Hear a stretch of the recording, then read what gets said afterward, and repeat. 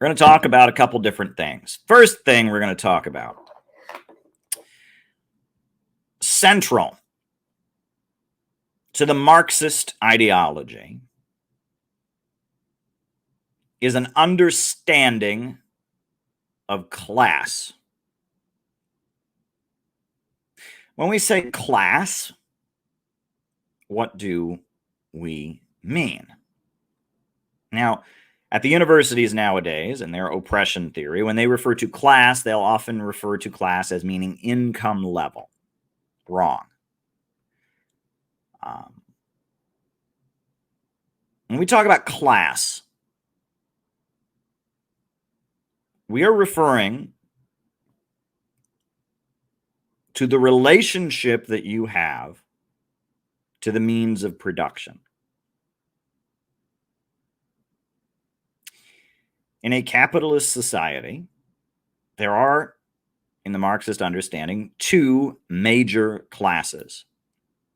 And those classes are the capitalists, or the bourgeoisie, the owners of the means of production, and the proletarians, those who do not own the means of production, but sell their labor power or rent themselves out to those who do, the wage workers and the employers, the owners and the employees, the bourgeoisie and the proletariat. That is at the center of the Marxist ideology. Marxism considers itself to be the ideology of the proletariat. The proletariat is the last class in all of history. All of human history has led to the culmination of the creation of the proletarian class. And the idea is that the proletarian class that has nothing but its labor power, doesn't own any means of production, lives by renting itself out to a boss, the proletarian class will become less and less necessary in the process of production. Machinery will push the worker out of the process of production, and there'll be fewer and fewer workers hired, and the ability to create goods will become greater and greater and greater. And that this is the built-in contradiction of production organized for profit. The class that owns the major means of production, they seek to maximize their profits, so they want to hire as few workers as possible. And because they seek to maximize their profits, they want to create as many products as they possibly can. And technology enables them to do it, and competition also motivates them to do it. And so we get to a situation where they're churning out as many products as they possibly can, hiring as few workers as they possibly can hire. And this leads to frequent gluts of unemployment, frequent crises in society. It leads to a lower and lower living standard for the workers. It leads to big economic crises, mass unemployment. It leads to people being homeless because there are too many houses, people being hungry because there is too much food. The ability of humanity to expand its productive forces grows and grows and grows. But instead of resulting in building a more prosperous society for all, we get more and more poverty as a result. And this contradiction is ultimately resolved with the proletariat, the wage-working majority, banding together and seizing control of the economy, taking control of the government and using the government to control the economy, to control the means of production so that profits are no longer in command, so that technological advancement leads to great abundance and everyone grows wealthier and wealthier and wealthier as technology advances. And this problem of technology leading to poverty is eliminated, and with rational organization of the economy, greater and greater abundance can be created. And that society where the state is controlling the means of production is called socialism. And socialism, it is believed, eventually gives way to communism, the higher stage of communism, which is a society with so much wealth and abundance that the very need for a government fades away, that each can have what they need to survive. and that there's so much wealth, there's no need for anyone to hoard anything, there's no need for anyone to push anybody else around, and there's no inequality because everyone's got more than enough, and technology is advanced, that labor becomes life's prime want, no longer a necessity, meaning people work to entertain themselves as a form of entertainment, not to not be bored, not because it's a necessity, because human technology has advanced so much that the state, inequality, social hierarchies fade away, and we achieve a stateless, classless world, a technologically advanced future, a stateless, classless world. And that is the ultimate goal of communism, right? From each according to their own ability to each according to their need, right? A society with so much wealth that people can just take what they want and do what they feel like doing. And, there's no coercion or social hierarchy of any kind. That is the ultimate vision, right? Is that the proletariat becoming the majority of society, the wage working majority that becomes more and more impoverished as technology becomes more and more efficient and the economy becomes less and less stable as human technology advances, ultimately necessitates the vast majority of society coming together, led by the wage workers taking control of the means of production, and thus liberating the means of production from the irrational way in which they operate, because it doesn't make sense that technological advancement should lead to poverty. Self-driving cars should be a great thing, not a curse hanging over our economy, as Andrew Yang talks about, right? This contradiction where technological advancement leads to economic instability and poverty is eradicated, and we ultimately get to a world of vast abundance. That is the Marxist message. And the proletariat is considered the last class in all of history, the greatest class in all of history. And the arrival of the proletariat as a class, and the proletariat becoming the dominant majority class in society, lays the foundation for the proletariat ultimately seizing power, seizing control of the government, creating socialism, and eventually leading toward heaven on earth, communism, a world where no one is without, a world with no inequality, etc. Now, that is the Marxist economic theory, right? That's what Karl Marx spent his life articulating. And the reason I want to talk about that on here is because central to that worldview that I just explained, that is laid out in Marx's Capital, that's laid out in the Communist Manifesto, central to that worldview is the proletariat, the wage working class. And a proletariat, when we talk about working people, working families, we're not always talking about proletarians, right? A small business owner is a working person. They work many hours, but they own their own means of production. And because they own their own means of production, they're not proletarians. They're what you call the petty bourgeoisie. They own their own means of production. A peasant is not a proletarian, because a peasant doesn't sell their labor power. They have a tract of land that's owned by a landlord, and they farm it themselves, and they give their due, their taxes, their rent to the landowner, and then they get to keep and sell whatever they have left over, whatever crops they grow elsewhere. So they're not a wage worker. The proletariat is a wage worker. It is one who sells their labor power. The proletarians are the men of no property. And the word proletarian, and this is what I'm getting to, comes from Latin. And it's a very, very old word. Karl Marx did not invent the word proletarian. It's a very, very old word. The word proletarian originated in the Roman Empire. And in the Roman Empire, for the first time in history, there was a class of people who were neither slaves nor slave owners.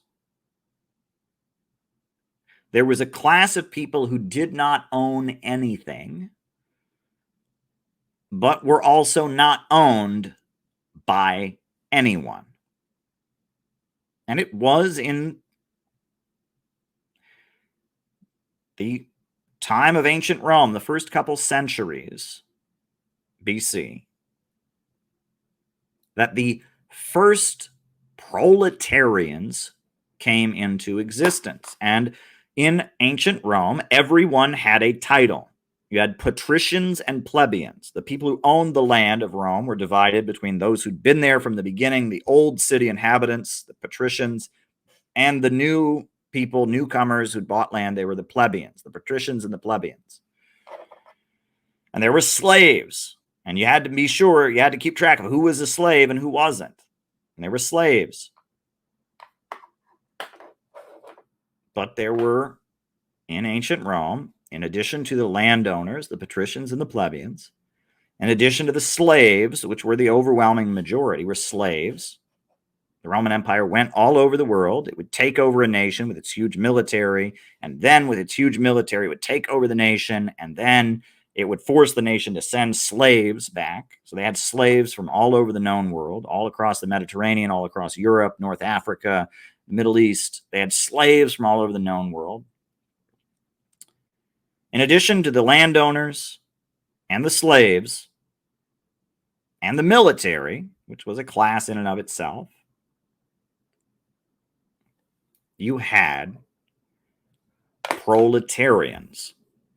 And I will look this up because I've had people dispute this. What is the literal definition of the word proletarian? What is the literal definition of the origin of the word proletariat?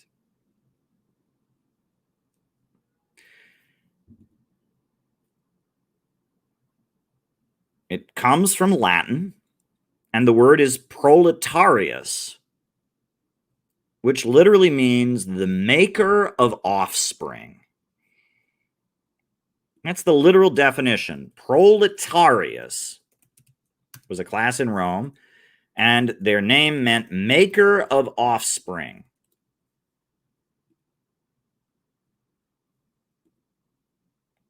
The proletarius were the makers of offspring. Now, why in the world did they call this new class of people that existed in ancient Rome the makers of offspring? It was because that was all that they had. A patrician or a plebeian owned land. A slave was owned by somebody else. The military was the military. But proletarius, the only way that they could own anything is if they had children. And so the name of this group was, we have the people who have land, we have the people who are owned by other people who are slaves, and then we have the group of people who have children. You got to have children, and that was the designation of the proletarius, the makers of offspring. But they were a more common translation or definition. Right? That's the literal definition, is the makers of offspring. However, the more common reference to the proletarians that you read when you read Edward Gibbon's History of Ancient Rome is they refer to the proletarians as the men of no property. The men of no property, meaning they did not own any property. Now, the fact that they were called proletarius, makers of offspring, it reveals how long Malthusian thinking has existed. Because I have a feeling that when the Roman rulers were giving names to people, when they referred to this group of people that they had around, this group of people that had no property, and they referred to them as makers of offspring, they were probably in that name, in that designation, hinting that there were too many of them. Because Rome, yeah, they were calling them breeders. And they were speaking with contempt about how many of them existed. Because Rome was the first place in the modern world that you ever had unemployment. And Rome was the first place in the modern world that you had homelessness in the modern sense. And this was something that perplexed many of the great kings and queens who would visit Rome from around the world. The way the Roman Empire worked is they kept the local kings and queens and monarchs in areas. They just had to surrender to the Romans, turn over so many slaves to the Romans and all of that. And, these local kings and queens would visit Rome, the capital of this mighty empire, and they would see loads and loads of homeless children on the streets. They would see beggars begging, please give me something. I'm hungry and starving. They would say, this doesn't make any sense. This doesn't make any sense. How is it that Rome can be such a wealthy city that's bringing in wealth from all over the world?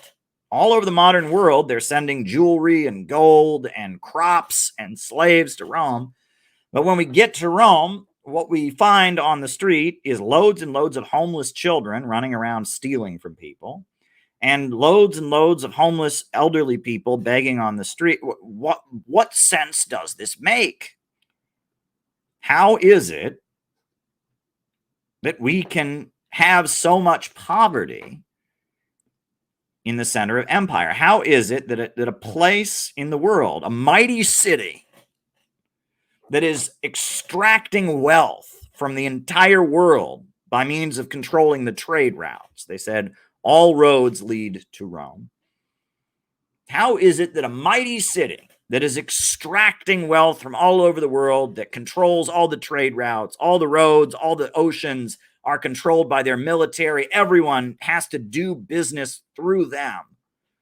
How is it that there is so much poverty in their capital city? Well, it's because of the fact that in the capital of Rome, there were proletarians. And if a proletarian is unemployed, they get kicked out of where they live. They can't pay their rent. And if a proletarian is kicked out of where they live, they become homeless. And if a proletarian father or mother dies, their children become orphans who run the streets, right? If a slave parent dies, their child just becomes a slave, right? But if a proletarian parent dies, their kid is shit out of luck, and their kid becomes an orphan on the street, right? And that there were all these new problems in Roman society that had never existed before, because there had never been proletarians before. The men of no property, the creators of offspring, the breeder class, as the Roman elite named them, the proletarius, brought with them a whole slew of problems.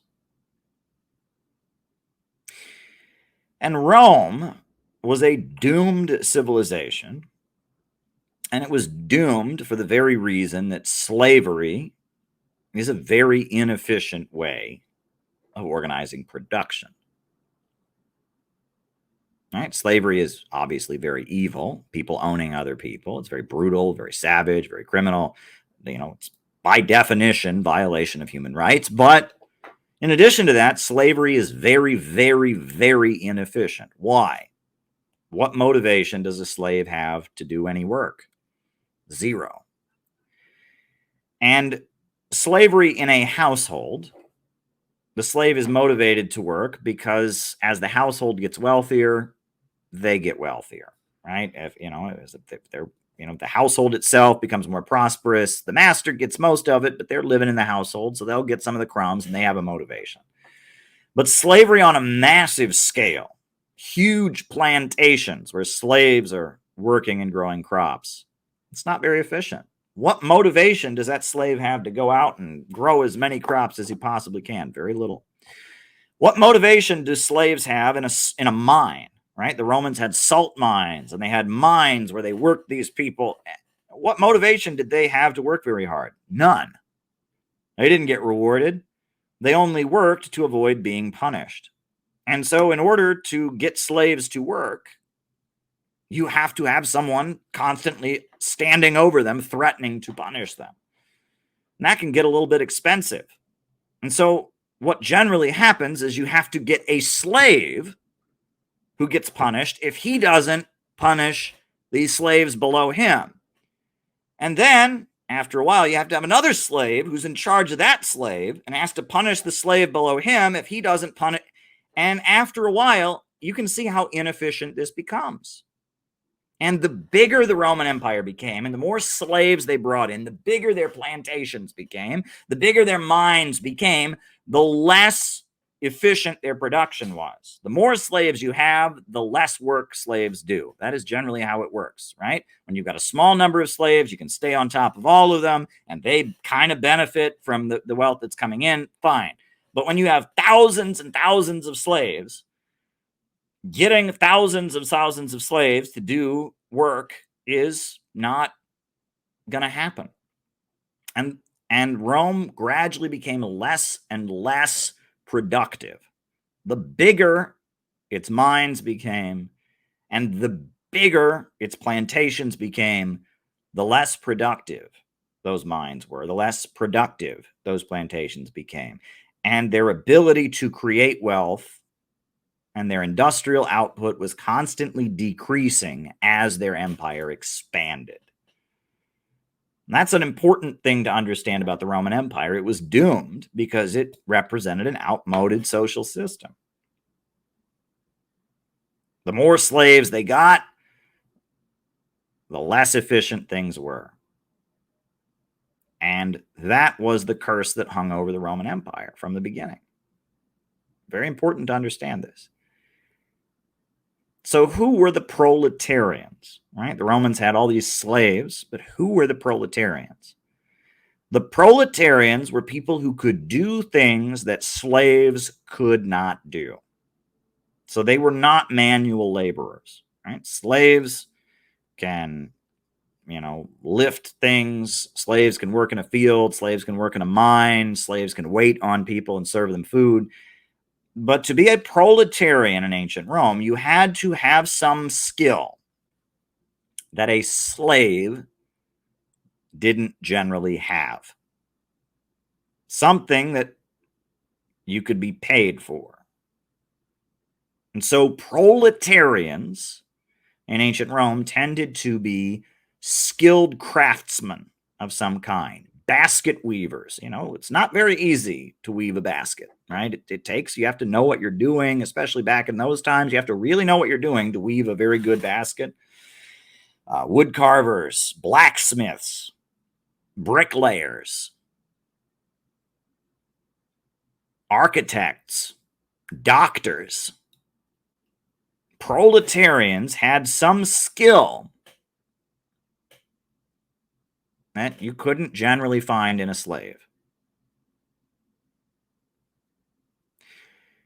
And proletarians were organized into what were called guilds, where they would teach each other these skills. If you were learning to be a blacksmith, you would take on what they called an apprenticeship.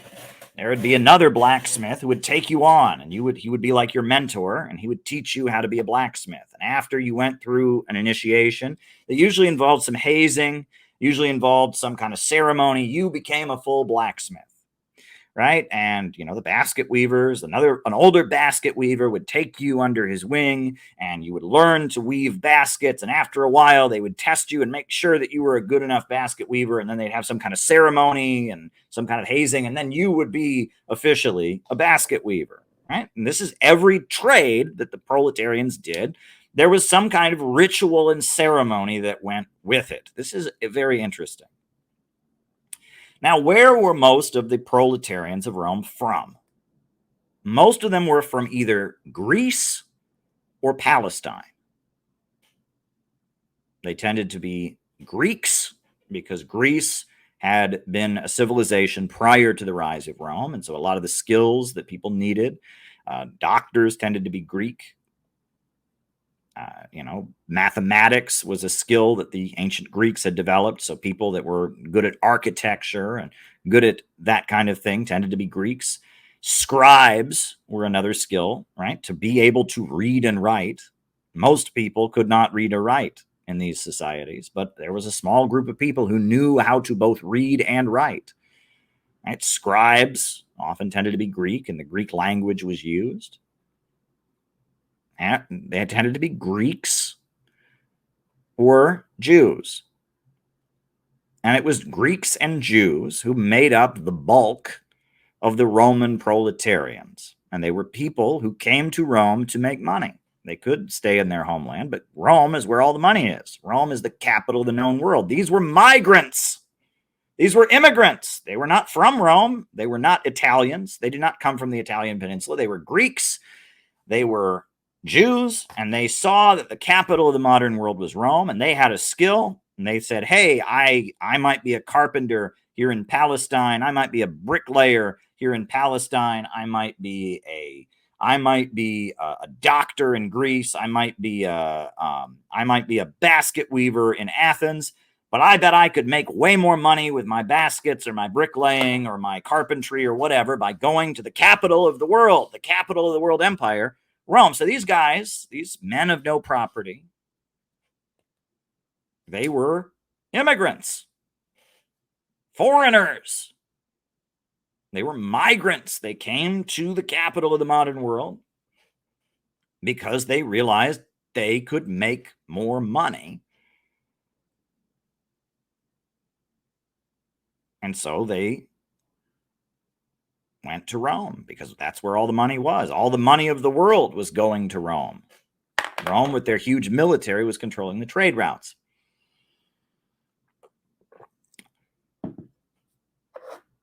And this is important to talk about. This is very, very important to talk about. Because when we talk about the Roman Empire, we're talking about a very evil society. Infanticide was regularly practiced in ancient Rome, and in fact, it was required. Whenever a baby was born in a household, right, to a slave in the household or to a wife in the household, whenever anyone in the household gave birth, they had a ceremony in the household where the man who was the owner of the household, the patriarch, the property owner, the owner of the household, would inspect the baby. And if the baby, he felt it was flawed in any way, or if he just couldn't afford it, he just didn't want to spend the money on raising a baby, if he didn't think they needed it or whatever, he would either accept or reject the baby. And if he accepted it, the baby was given back to his mother and it was raised in the household, whether as a slave, whether as one of his sons or whatever. And if they rejected the baby, they just took the baby and they threw it in the river. And if the baby was deformed in any way, right? If it was, it had, a clubbed foot, or if if there's any deformation in the baby, Roman law required that the baby be killed. And if you didn't kill the baby, you could get the death penalty. It was a crime to cultivate, people or babies that seemed in any way flawed, because the Romans believed in eugenics. They started, they wanted to breed people like animals. And so it was considered a crime against Roman society. And if you were a landowner and you inspected the baby and the baby had a clubbed foot or was missing a finger or whatever, and you kept it, they could hang you. You could get the death penalty for that. So you were required to, if you saw any defect in the baby, throw it away. Right? And that was how evil Rome was. The founding myth, why is it called Rome? And it's called Rome because of a legend. The founding myth of Rome is that there were two brothers, Romulus and Remus. And these two brothers, Romulus and Remus, they were left to die by the river. Their father rejected them for whatever reason, and they were left by the river to die. Their father just, after they were born, dumped them at the river. Two twin boys born, dumped them at the river. But then a she-wolf came and suckled them, and they were raised by wolves, Romulus and Remus, the legend goes. And they were raised by wolves. And because they were raised by wolves, they were really tough and nasty. Right? This is a very famous sculpture that they had in Rome honoring the founders of the Roman Empire, the two brothers that founded the Roman Empire, being raised by a wolf, right? And this is what the Romans believed was their strength. They were founded by people that were not raised by people, but were raised by wild wolves, right? This is a statue they had honoring. That was part of their history. Their founder, the two brothers, Romulus and Remus, were raised by wild wolves. And that's what made them so tough. And that's what gave them the ruthlessness and the cruelty to conquer nations all over the world. They didn't have any of that kind human compassion stuff. No, they were raised by wild animals, wild predators. Right? This is Rome. This is a very vicious society. Very, very vicious society. Look this up, right? They were raised by wolves, right? And Romulus killed his brother, much like Cain and Abel, right? You have Romulus kills Remus. The two of them fight. They form armies. They eventually split apart and fight. Romulus kills Remus, and Romulus establishes Rome. And he is so tough and ruthless because he was raised by a wolf, right? What's interesting is that you'll notice that all throughout the ancient world, you have stories like the story of Romulus and Remus. You have stories about abandoned children who are left to die, who go on to do amazing things. Why? Well, that's because infanticide was a regular practice. If a baby was born and for whatever reason they decided to kill the baby, it went on all the time, and it's a very traumatic thing, right? You imagine the mother, having the baby pulled out of her arms to be killed, right? And it's a traumatic, horrific thing that goes against our very instinct as people. Right, is, everything within us objects to infanticide. And it's a traumatizing thing to watch. It's a traumatizing thing to see. And it was a daily occurrence in the ancient world. In ancient Egypt and Mesopotamia, it was just part of how these ancient civilizations existed, was with infanticide. And so you'll notice that a lot of the stories and legends of the ancient world involve children that are abandoned by their parents and left to die, who go on to do amazing things. And that's a way that people were trying to deal with that trauma. They were telling themselves a beautiful story about, oh, well, this horrible thing, we just threw the baby in the river, but Moses was put in a basket and put in the river to die, and he went on to become the savior of the Jews. And Gilgamesh, his family threw him in the river, and then he became a mighty leader. And Romulus and Remus, they were thrown in the river, and they became raised by wolves and became so mighty they led our empire. And it's trauma, right? People are dealing with the trauma of this horrific practice called infanticide. And so they're writing a story to try and make it okay, to try and deal with the intense pain that this horrendous practice in the ancient world brought. And Rome really embraced the practice, making it a punishable crime by death if you didn't practice infanticide. This is the Roman Empire. They dominated the global trade routes. All roads led to Rome. They controlled the ocean. This was the Roman Empire, a military society. A military society. We talk about the gladiatorial shows that are very famous, where they would, have an arena and they would watch people fight each other to the death, or watch people be fed to lions, right? And all of that was desensitizing the population so that they could go out and be soldiers, because they needed people to be soldiers. The military was an essential part of Roman society. Every Roman boy, from the time he was little, was told he had to go into the army. He was primed for the time that he would go out into the army. And from the time they were children, they were watching people be devoured by lions in coliseums, and they were being cultivated to be killers, to be soldiers, to go out and conquer and extract slaves and tribute from around the world. This was ancient Rome. This is a very vicious society. It's a very, very vicious society. And what many people have noted is that many, many people in Rome, among the richest of the rich, were very unhappy.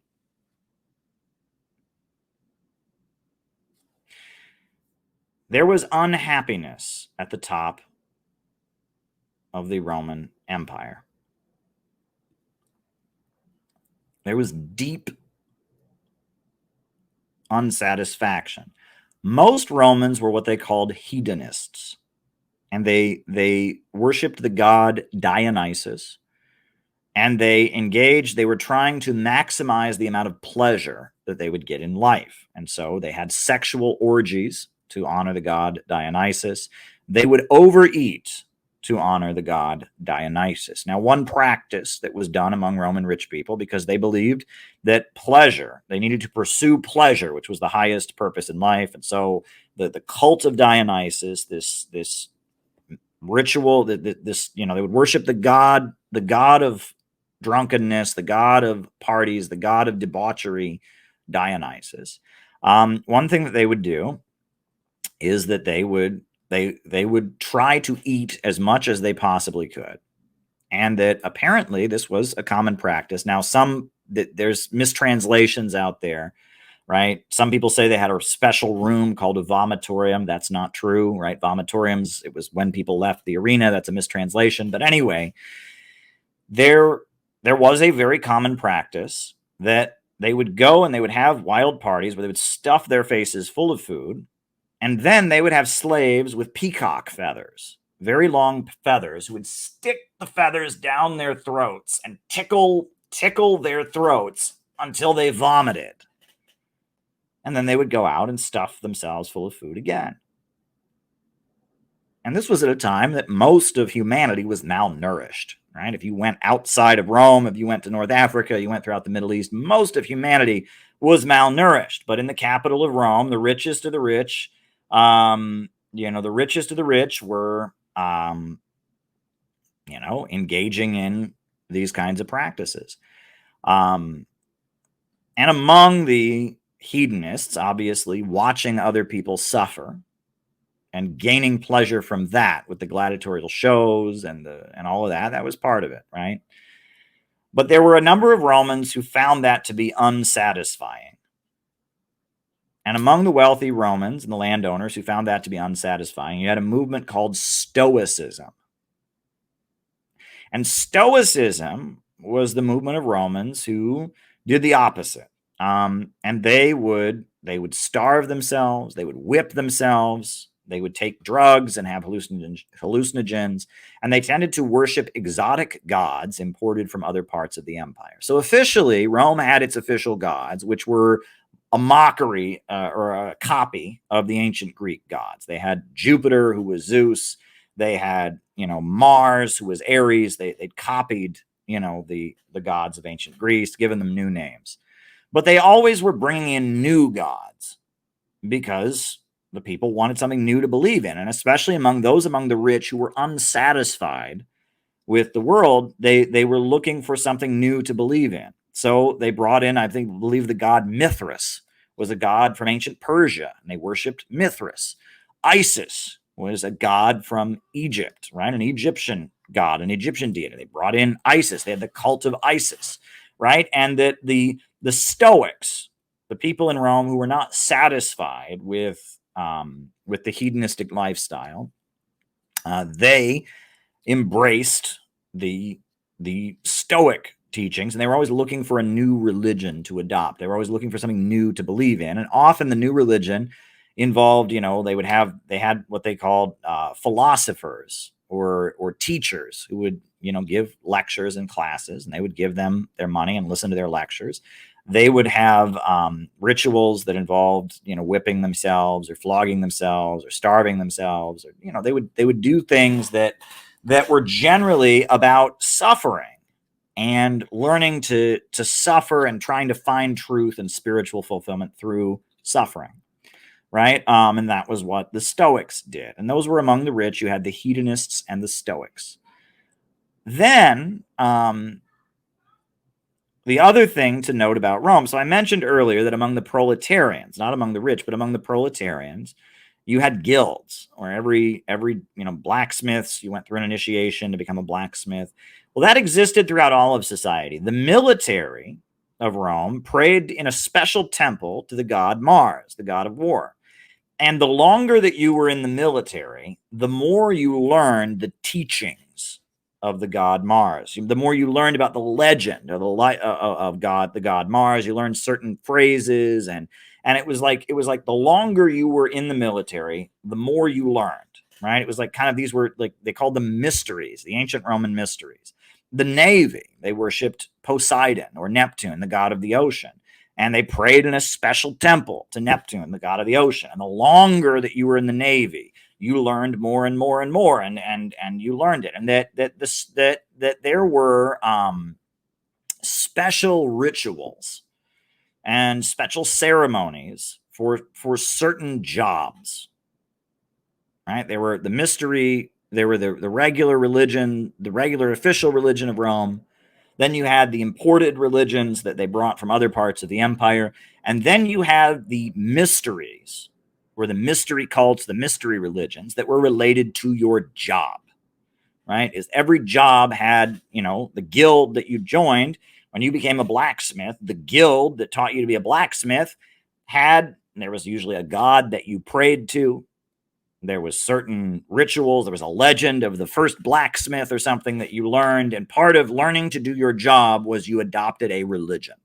Right? This is how Rome worked as a polytheistic society, right? Is that there was a god for every purpose. And everyone had their own special god and their own special religion to serve their own purpose. That's how ancient Rome worked. Now, this is why all that I'm telling you is important, because there's a book that has made a huge difference in my life, and it is one of the greatest books I have ever read. And if I can find it, I will point to it. I don't see it on the shelf here, but it's somewhere. And that book is called The Foundations of Christianity, and it's written by Karl Kautsky. And Karl Kautsky was the leader of Marxism in Germany in the 1800s. And Karl Kautsky, he wrote The Foundations of Christianity. And in that book, he argues that Christianity began as the mystery religion of Jewish proletarians.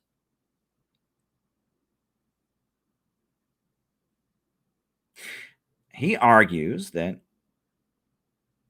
and he bases this, quotes a number of scholars, that the Jewish proletarians who came to Rome from Palestine, who had skilled trades, they started worshiping this great teacher from Palestine who'd been murdered by the Roman Empire and was an enemy of the Roman Empire. As the proletarians began to realize that they were oppressed, began to fight for their rights and go on strike, began to provide services and build orphanages for the poor, they started telling the story of a great carpenter named Jesus. This great carpenter named Jesus, who had taught justice,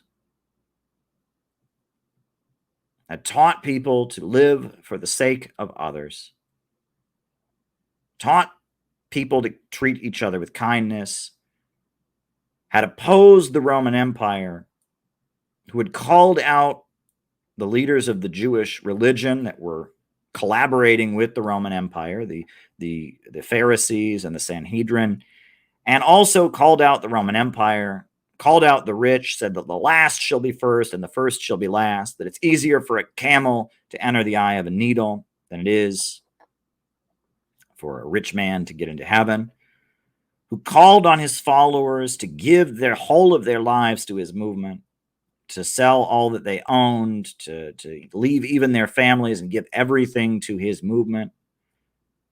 And that Jesus was this great carpenter who had led an uprising against the Roman Empire, and he'd been crucified, which was the penalty that was reserved only for people who were the most anti-Roman, right? They didn't crucify people, on a whim, right? They did kill people in Rome. They hung people. They cut people's heads off. But crucifixion was the ultimate punishment, reserved only for those who had led uprisings, who were considered enemies of the Roman Empire. It was to make an example of them by killing them in the most grotesque and long, drawn-out way.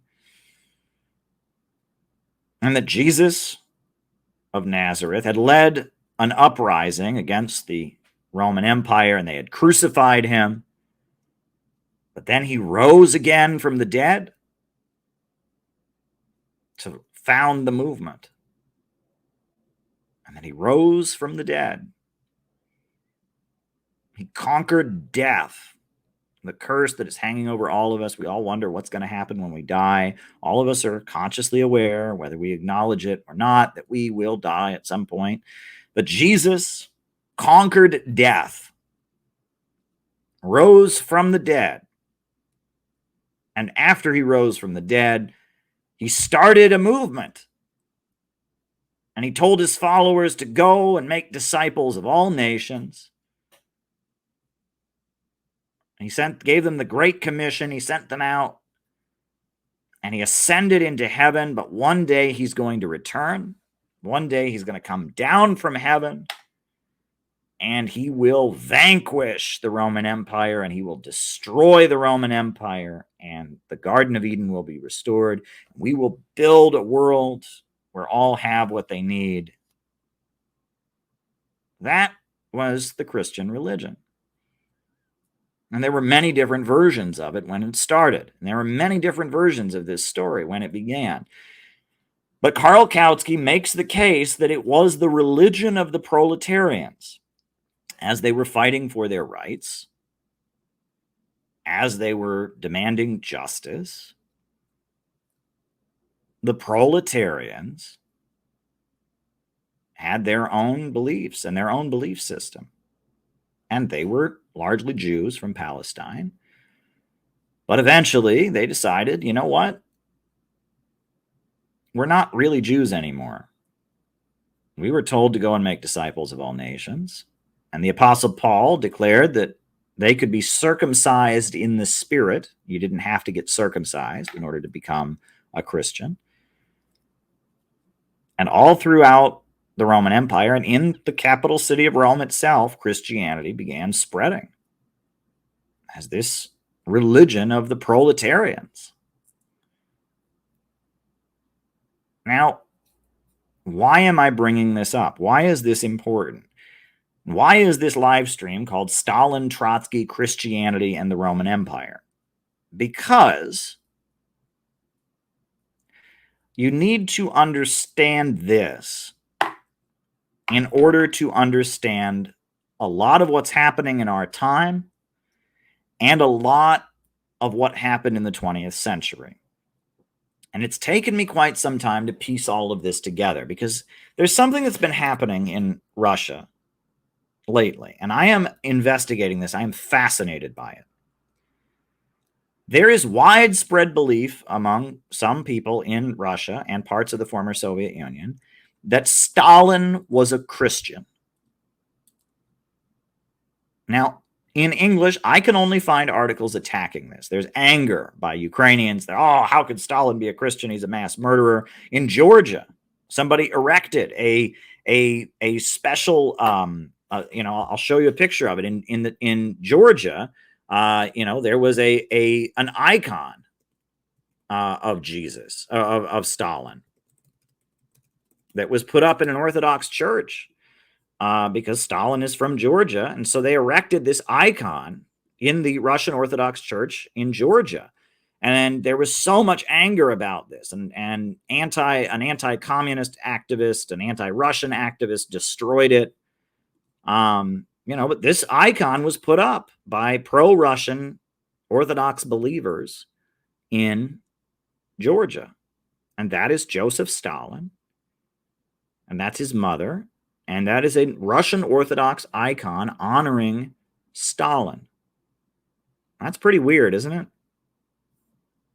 Now, of course, I mean, on the surface of it, it seems like the idea of Stalin being a Christian is absurd. Stalin was the head of an atheist government, the Soviet Union. The Soviet Union persecuted a lot of Christians during the 1920s. So why on earth would anyone think that Stalin might be a Christian? Why? I mean, how could anyone believe this? And I'm sure the Russian government doesn't believe this. I'm sure the Russian government has said they don't believe this. The Russian government has condemned Stalin. They honor Solzhenitsyn in Russia. I mean, so this isn't the Russian government position by any means. But in various parts of Russia, you'll find guys like this who are Christians who think that Stalin was one of them. And they see Stalin as a Christian. And there are actually legends about Stalin's Christianity. There is a legend that Stalin was visited by a little boy. There was a little boy who'd been visited by an angel. And the angel went to Stalin and said, Stalin, if you want to defeat the Nazis, you need to bring back the Russian Orthodox Church. And so Stalin heard this message and he wept because deep down he was a Christian all along. He was just kind of pretending to be an atheist. And he brought the Russian Orthodox Church back to defeat the Nazis. There's another legend that angels fought the Nazis. And that the Battle of Stalingrad didn't simply involve human beings, Russians fighting Germans, but there were angels involved. And apparently there are some elderly people who claim that they saw angels. They saw angels in the sky and that there were angels fighting off the Nazis at the Battle of Stalingrad. Now, what's going on here? Why? What's going on? What is this about? What is this about? Well, that takes me back to my story. I'm trying to get you all to understand this. These things are very complicated.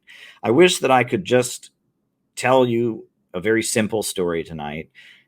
Very simple story and pump you up on a few points. And, that's what you're supposed to do when you make it. But it's more complicated than that. These things are more complicated. So I'm going to continue with my story about ancient Rome. In ancient Rome,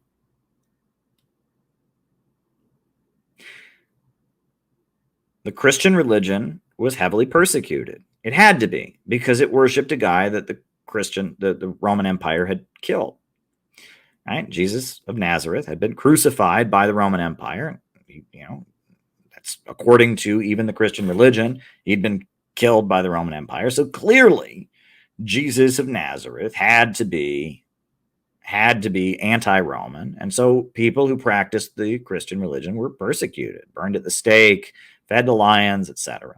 But the religion proliferated. And it got to the point that a lot of the rich people converted to Christianity because it was just popular. They couldn't make it go away. And that martyrdom was a big part of the Christian faith, right? Jesus said to his followers, he who loves his own life more than me is not worthy of me, right? He who loves his life shall lose it, but he who loses his life for my sake shall gain it. Martyrdom was the highest honor in Christianity. So if you got burned at the stake for being a Christian, if you got killed for being a Christian, that was considered a great honor. So Christians were martyred for their faith, died for their faith, and the faith proliferated. And Rome, with its very superficial ideology based on pleasure and might is right, and it was very quickly overtaken by Christianity. And Christianity spread throughout Rome. And as Christianity was spreading, there became a division within Christianity. The original message of Christianity was that Jesus would destroy the Roman Empire. That was the message, was that Jesus, the King of the Jews, was going to return and he was going to destroy the Roman Empire. And that was the message. However, there were some among the Roman elite that said, whoa, hold up. This Christianity thing has some aspects of it that we can use. And rather than trying to destroy Christianity, we can co-opt aspects of it for our empire. For example, the Christians say that there's only one God. And all the areas that we try to conquer, when people fight against us, they rally around their local God. And part of the reason our empire is not united is because everyone's got their own God. They got Jupiter, they got, the God of the ocean, but if we say there's only one God, we can unify our empire, we can outlaw any gods that people would rally around to fight us. And so they said, hey, maybe these Christians with their one God thing, maybe that's a good thing. And also, Christianity teaches that you're supposed to be nice to people. And these Christians, they build orphanages for the homeless children because they believe that that's what Jesus would want them to do. Well, maybe we can let some of these Christians build these orphanages and they can deal with this homeless children problem that we have. And some of these Christians, they believe that Jesus' message should inspire them to fight back and form unions and demand better treatment. But Jesus also talked about humility and compassion and all of that. And maybe we can use some of Jesus' message to tell people that they should submit to being oppressed, that it's their duty to suffer in this life because they'll get their reward in heaven. And, Jesus talked against wealth, and he said, build up your treasures in heaven and don't be concerned about this life. Maybe we can use that to tell people to just be satisfied with what we give them. Just take it, right? If you're born a slave, hey, that's what God meant for you. But if you're a good slave, maybe when you go to heaven, you'll be taken care of. And maybe we can turn Christianity on its head and flip it into something completely different. Maybe we can make Christianity a mechanism for making our empire stronger. It was originally founded to overthrow our empire, but maybe we can take it and take aspects of it and take its image and take its themes and manipulate them as a way to make our empire more stable.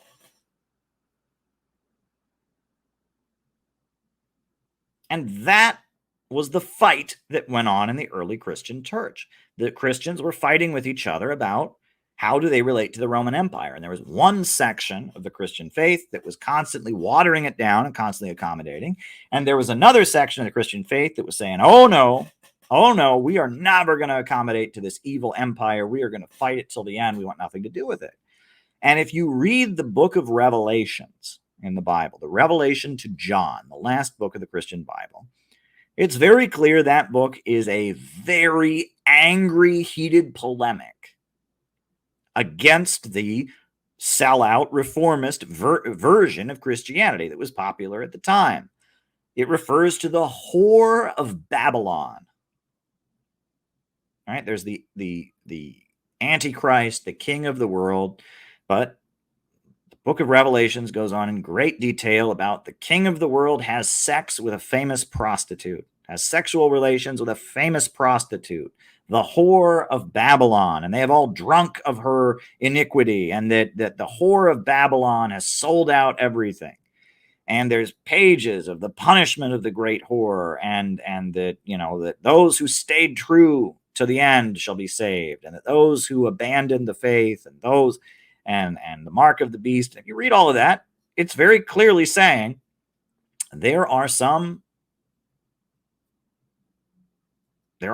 Christians who have sold out the faith to accommodate the Roman Empire, and they have abandoned the principles of Christianity, and they're helping the Romans stabilize the very empire Christianity was formed to oppose. And as a result, they are the biggest traitors, and the biggest punishment is coming to them, because Jesus is going to come back and he's going to stand with those who stood true and are loyal to the end. And that's what the book of Revelations is largely arguing in figurative language. If you look at it, it's saying there's a group of Christians who abandoned the faith and sold out, and we don't like them. It's an internal polemic written by the more radical Christians against the more accommodating Christians. And why is that important? Because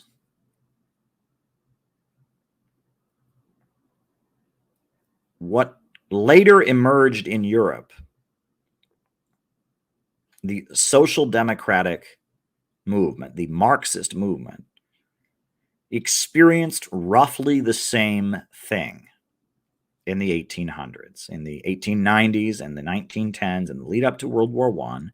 The exact same thing happened. In Europe, you had this guy named Karl Marx who wrote the Communist Manifesto, and he said that the proletarians, the class, the wage workers, they are the class that has the future in their hands, and they must rise up and seize control of the means of production. And he built a movement called the Proletarian Movement, communism. And it was the class, and there were other forms of socialism that were popular at the time that spoke on behalf of all of society, right? Eugen Düring was the big socialist in Germany at the time that Marx was alive. And Eugen Düring said that socialism would be for the benefit of the whole country. It would be balancing a harmony of interests. You'd control the means of production, and you'd balance the harmony of interests on behalf of a whole nation.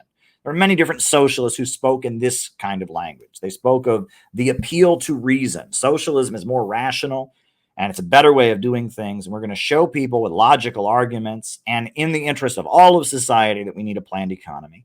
Marx came along and he said, oh no, socialism comes about as the fight between the capitalists and the workers, and the capitalists are going to be defeated by the workers. The working class is the majority, and we're going to build a proletarian movement, a working class movement that'll engage in class struggle against the capitalists and will rise up and seize control of the means of production. He built a proletarian movement, and they formed labor unions. And those labor unions went on strike, and those labor unions, they got better conditions for workers on the job. They formed labor parties, social democratic parties, socialist parties, labor parties that got elected to the parliaments and passed things like the 12-hour workday in Britain. They created kindergartens in Germany. The German Kaiser created kindergartens as a way that working people could have their kids be taken care of. Universal education was created by the German Kaiser. Germany was the place that socialism and social democracy and the Marxist movement was the strongest. German social democracy was the flagship of Marxism. In fact, the Communist Manifesto ends with turning to Germany. And in Germany, millions of people were in labor unions run by Marxists. Millions of people voted for the Social Democratic Party, the German SPD, the Social Democratic Party. And Marxism was everywhere. And labor unions were everywhere. And they were demanding that women have the right to vote.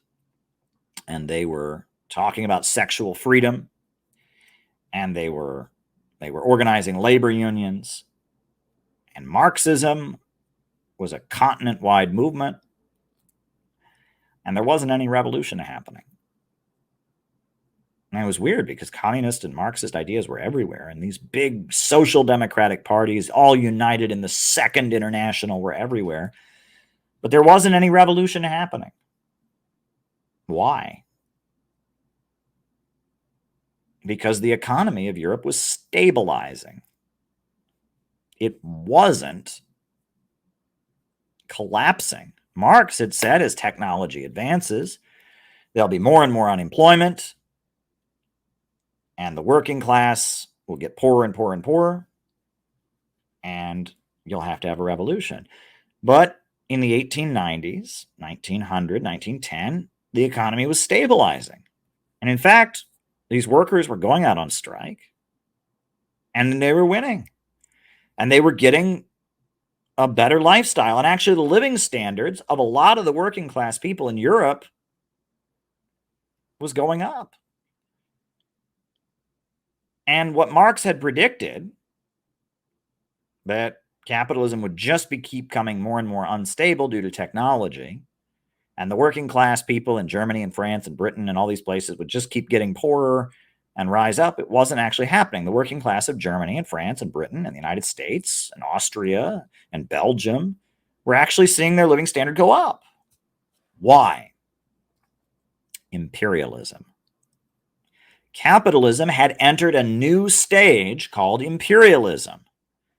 The problem of overproduction was being resolved by seizing parts of the world and selling their products to them. The British went to India and they burned down all the textile looms. And then the British textile industry didn't have a glut of overproduction because it sold all of its cloth to India, and the people of India had to buy it.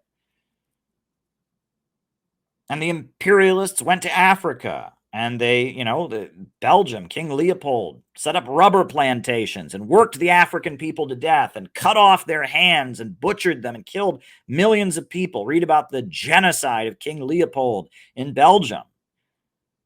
And the imperialists, the big capitalist monopolies that were centered around banks became central, and industries became subservient to banks. You had the rise of trusts, cartels, and syndicates. Industries became subservient to banks, and these banks would sit at the center, and these banks would rake in profits from all over the planet. And as a result, some of the workers in the homeland could get more, and they would go out on strike, and they would get more. And the so-called skilled workers, the bricklayers, the construction workers, they got higher pay. In America, the bricklayers, the construction trades, the welders, the metal workers, those skilled trades that you had to have an apprenticeship for, they started making pretty good money. And they started to say, you know what, we don't want to associate ourselves with industrial workers, people who work in factories. We don't want to associate with them. And the skilled workers, the welders, the metal workers, the bricklayers, they tended to be English-speaking, American-born, white. Whereas the people working in the meatpacking plants, people working in the steel industry, the people working on the assembly lines, and the so-called unskilled and industrial jobs, they tended to be from Italy or Eastern Europe or Ireland. They tended to not be born in the United States. They tended to not speak English. And so there became a divide. And it was the higher paid workers and their unions that came to dominate the socialist movement. And because their living standards were going up, and because imperialism was stabilizing in ascendancy and seizing different parts of the world and breaking in profits from around the world and was able to buy them off, the socialist groups and the labor unions became dominated by the aristocracy of labor. And that is a term that was originally invented by Daniel de Leon, who was an American Marxist. The aristocracy of labor. Workers, working class people, wage workers, proletarians who sold their labor power, but because they got so much more than other workers, their politics shifted in a more and more conservative manner. And they didn't want to be associated with those unskilled industrial workers, and they tended to really support the wars. They tended to support militarism. When the USA conquered the Philippines, they were all for it. Why? Because that meant more profits would go into the pockets of the American capitalists, and they could get some of the crumbs from it. And when the British went and conquered India and conquered African countries, they supported it. Why? Because that would result in more profits coming in, and then they could get a share of it. And the working class in the Western countries, as the economies were stabilizing, became stratified between the labor aristocracy and the lower and deeper masses. There became a division. And as a result, the socialist groups, because they were dominated by the aristocracy of labor, became less and less revolutionary. And these members of parliament would get elected, and they would give speeches about socialism, but they wouldn't do anything about it. In America, they had a trend they called sewer socialism. And it was a guy in Minneapolis.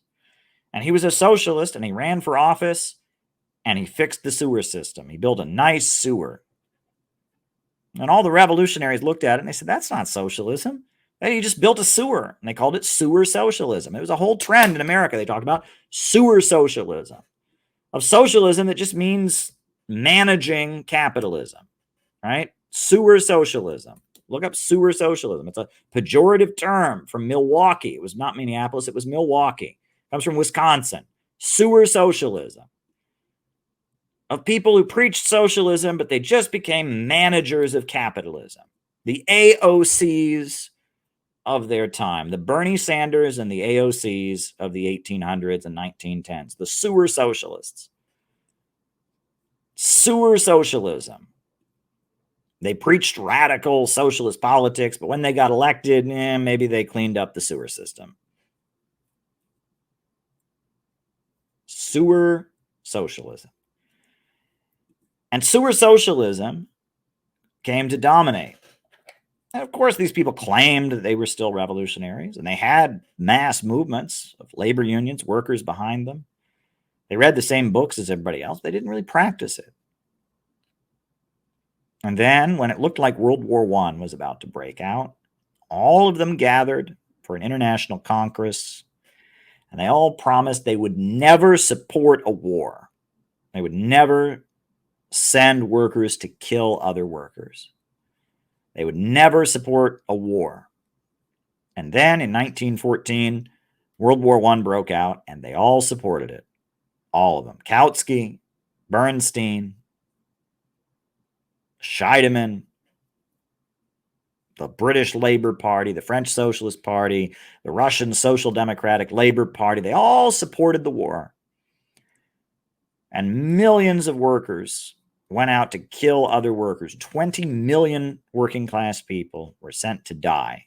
And the socialist groups that were dominated by the labor aristocrats all supported it because they had turned socialism. They'd taken the Marxist movement, which was originally about the working class rising up and overthrowing the means of production, and they turned it into a mechanism for making capitalism more stable.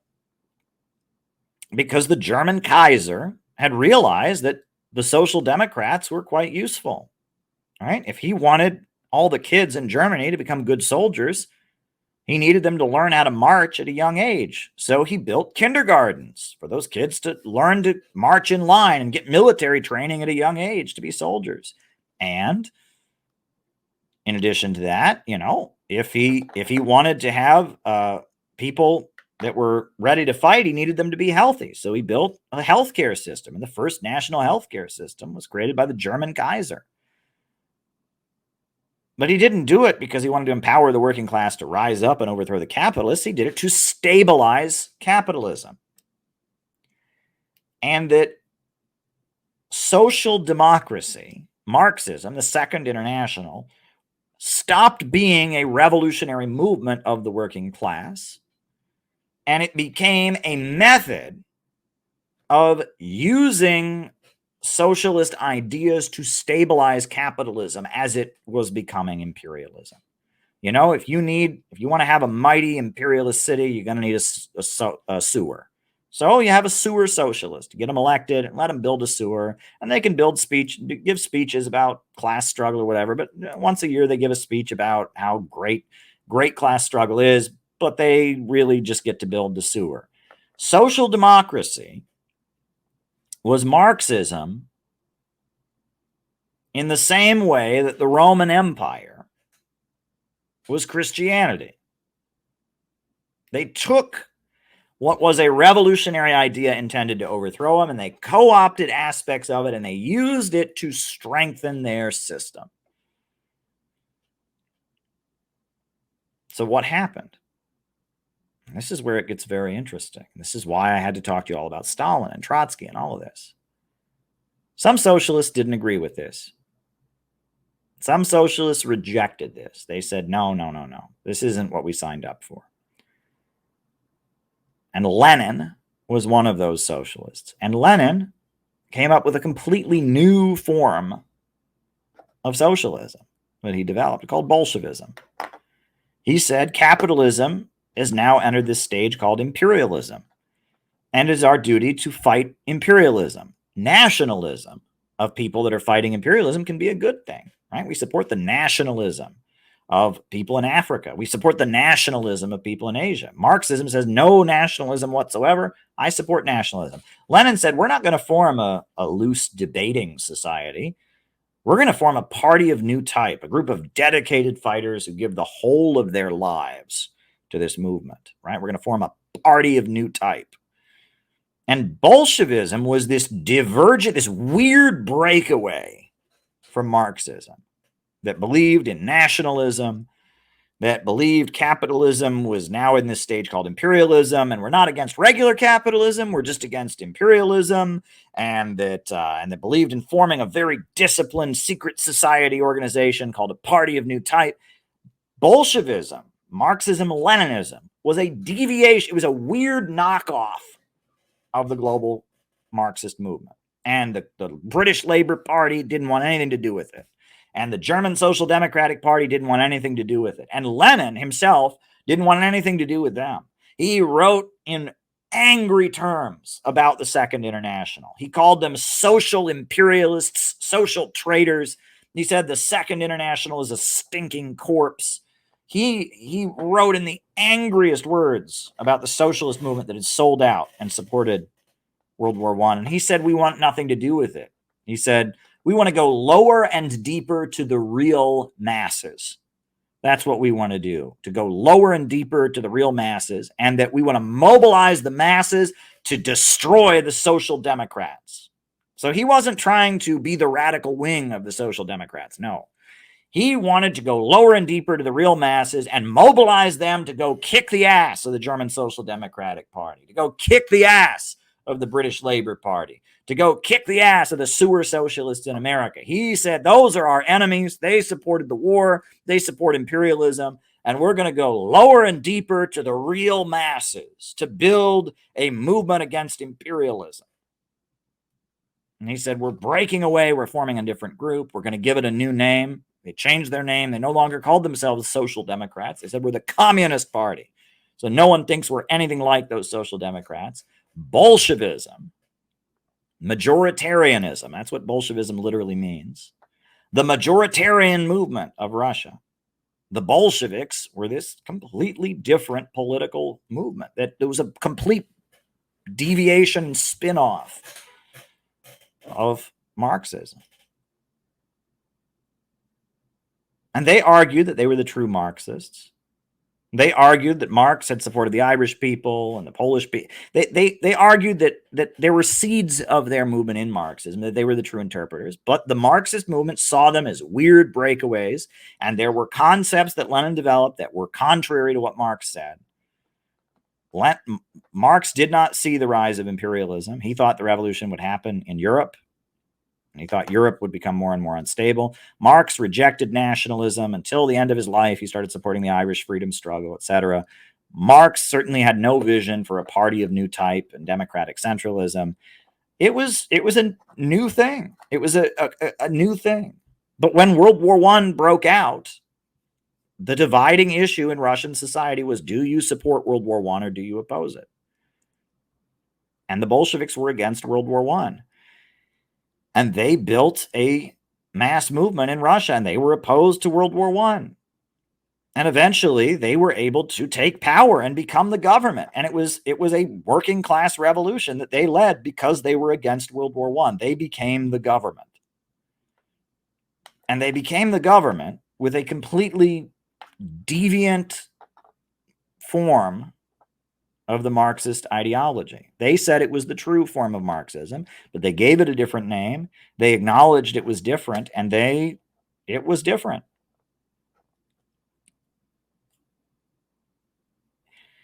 And this is important to understand because there's a reason the Bolsheviks had the Russian Revolution and created the Soviet Union, and none of the Social Democrats anywhere did that. At the end of World War I, in Germany, the Social Democrats came to power. The German Kaiser surrendered, and he wanted the Navy to go on a suicide mission, and the Navy officers refused. And there was an uprising throughout Germany, and the German government collapsed at the end of World War I.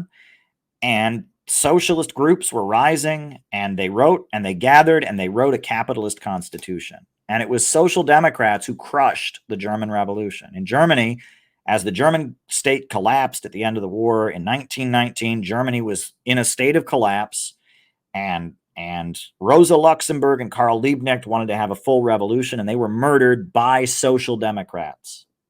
And Bavaria, right, the region of Bavaria, seceded from the rest of Germany and became the Bavarian Soviet Republic, Red Bavaria, and it was crushed by Social Democrats. And there was a river of blood between Bolshevism and social democracy.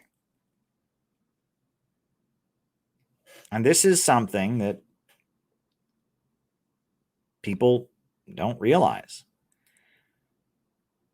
And I am at the point that I think that, yes, the Bolsheviks deviated from what Marx said, and that's good. And I think that what they did is they took Marxism and made it more Eastern. They developed Marxism with Russian characteristics. They developed a uniquely Russian model that would work in their time, and it worked. And this gets me to, I'm trying to answer why people might believe Stalin was a Christian. So there were two very popular, very well-respected leaders of the Bolshevik Party. I'm going to tell you about them. They were Stalin and Trotsky. Trotsky did not join the Bolshevik Party until July of 1970. Trotsky was from Ukraine. He grew up in a Jewish village in Ukraine. His family experienced anti-Semitism at the hands of the peasantry, and he joined the Marxist movement, and he almost immediately went into exile. And Trotsky spent most of his adult life living in Vienna, living in London, living in Berlin, living in New York City, living in Western countries, and working with wealthy Russians who were into radical politics who had fled from the home country. And Trotsky was a very, very good speaker and writer. He could speak English, he could speak German, he could speak French, he could speak Russian, obviously.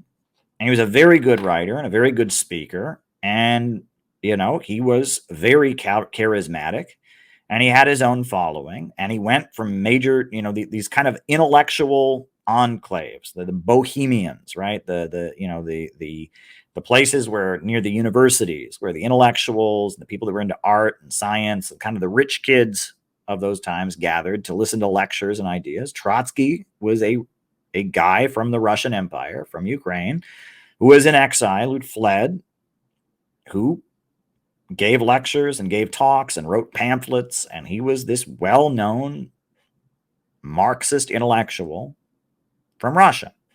And he lived most of his life in exile. And he built a network of people who followed him, a few hundred people, who most of whom were Russian speakers, who followed him and read his newsletter and magazines and read his pamphlets. And he did some weird stuff. For example, he believed in forming the European Union. He wanted to unite all the European countries into one country. He called it the United States of Europe.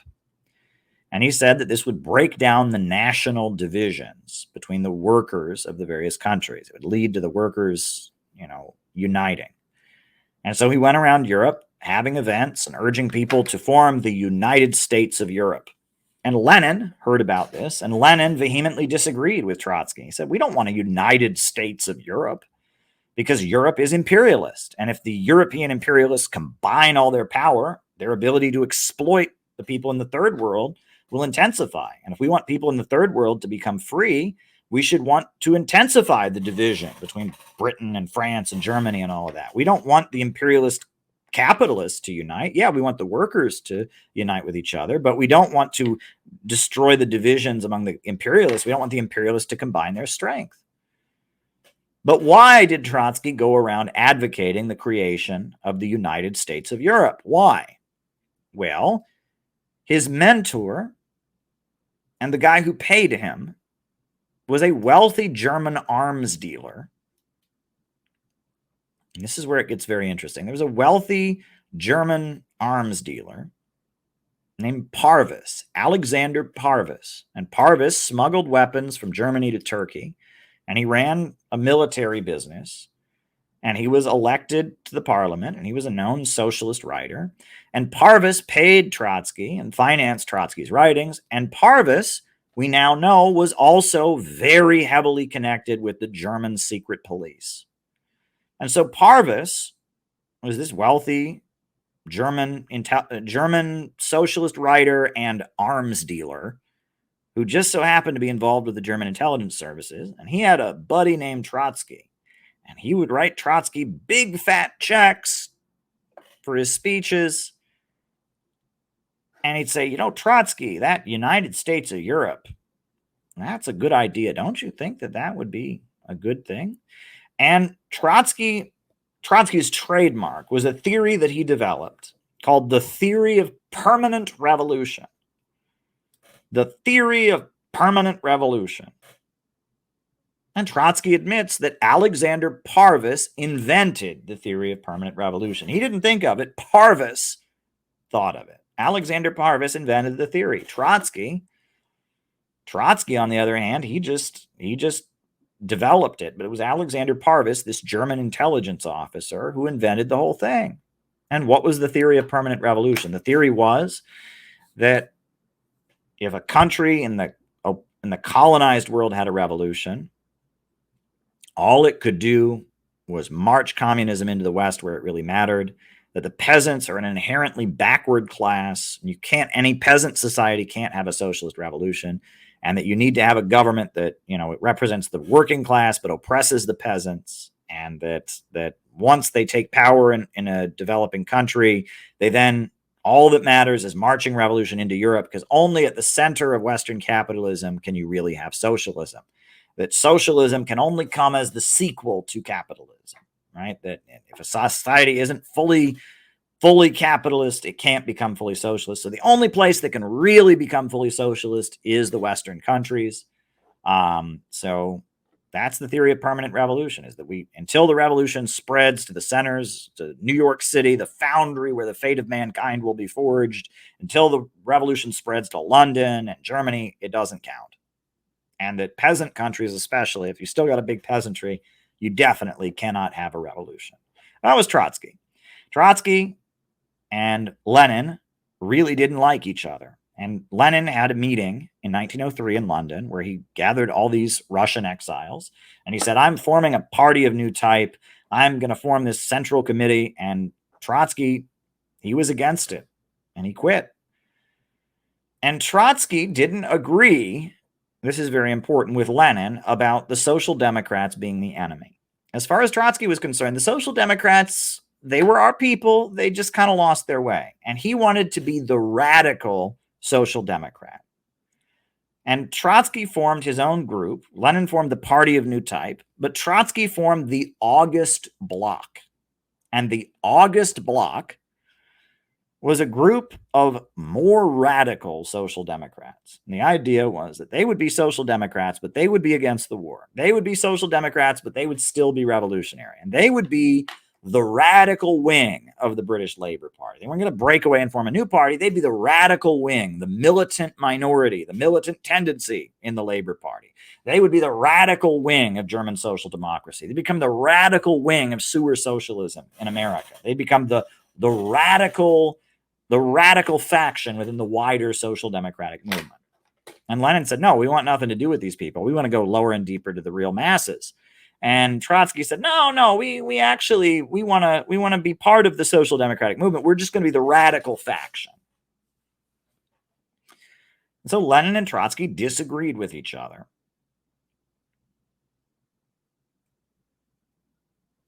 They disagreed. But then, in 1917, the Bolsheviks were kicking ass. Lenin came back from exile, and he had the April thesis, and the Bolsheviks became the party that was moving to take power. So Trotsky was living in New York City at the time of the February Revolution. He got on a boat. He went back to Russia. And in July of 1917, he could tell that the Bolsheviks were going to become the new ruling party. That the Bolsheviks, they had the militia, they had everything. And so Trotsky said, you know what? Screw it. And he got up and he apologized for his disagreements with Lenin. He repudiated everything that he wrote before the Russian Revolution. And he said, I am now a Bolshevik. And Leon Trotsky became a Bolshevik, and he joined the Bolshevik Party, and they let him join the Central Committee, and all of his followers joined the Bolshevik Party. And the Trotskyist movement, the August Bloc, or whatever they were calling themselves, the Defensists, or whatever, they joined the Bolshevik movement. That's Trotsky. Stalin, on the other hand, is a very, very different person. Trotsky was from Ukraine, and he spent most of his life living in Western Europe. Stalin is from Georgia. He's not from the capital of Georgia either. He's from a little town called Gori. And Stalin is born in a little village. And Stalin's father is a bootmaker who makes boots for a living. And Stalin's mother is a religious fanatic, a very, very dedicated Christian. And from the time that Stalin was a little baby, Stalin's mother was adamant Stalin was going to become a priest, because that's what she wanted. She apparently had a lot of trouble having a child. She'd had many miscarriages. And so she decided that she was going to be a priest, that she was going to have her son be a priest. And so she was going to send her son to seminary school. And so she went around raising money door to door in the village to have her son become a Russian Orthodox priest, and sent him to seminary school. And Stalin's father, on the other hand, did not want his son to be a priest. He wanted his son to be a bootmaker. And Stalin's father beat up Stalin's mother a lot.